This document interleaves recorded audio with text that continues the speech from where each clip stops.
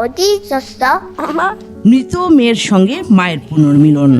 3 বছর আগে রক্তজনিত রোগে মারা যায় 7 বছর বয়সী নাইয়ন।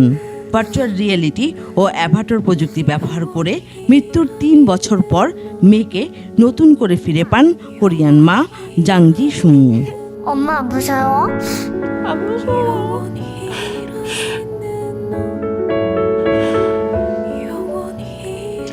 说是多么的艰难，每一天每一刻。 চীনেও কৃত্রিম বুদ্ধিমত্তা বা এআই প্রযুক্তি ব্যবহার করে হঠাৎ স্ট্রোকে মারা যাওয়া একমাত্র সন্তান 22 বছর বয়সী জুয়ান মোকে পুনরুজ্জীবিত করেন তার বাবা মা। 选择勇敢，选择感恩，选择正向，这会。这个东西 আমি একা না, আমার মতো আরও অনেক বাবা মা আছে যারা এইভাবে উন্নত প্রযুক্তির মাধ্যমে হলেও একমাত্র সন্তানকে ফিরে পেতে চাইবে। 内心来说肯定是走不出来。 অবিকল জুয়ান মোর মতো দেখতে, কথাবার্তার ধরনও এক। শক্তিশালী অ্যালগোরিদম ব্যবহার করে তৈরি করা হয়েছে জুয়ান মোর এই অ্যাভাটর।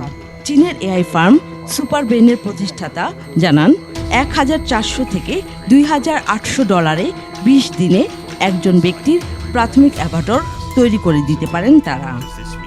শুধু চীন নয়, বিশ্বের বিভিন্ন দেশে মৃতদের এমন অ্যাভাটর 2D 3D প্রজেকশন হলোগ্রাম তৈরির প্রবণতা বাড়ছে।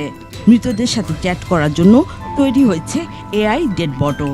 যুক্তরাষ্ট্রে মাত্র $125 থেকে $625 খরচ করলে কথা বলতে পারবে মৃত মানুষ। গবেষকরা জানান, মহামারী করোনাকালীন সময়ে মূলত প্রিয়জনকে শেষ বিদায় জানাতে এ ধরনের প্রযুক্তির ব্যবহার শুরু হয়, যা এখন ব্যাপক রূপ নিয়েছে।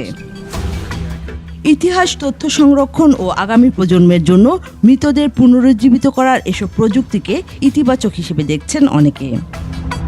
তবে নৈতিকতা নিয়ে বিতর্ক বাড়ছে।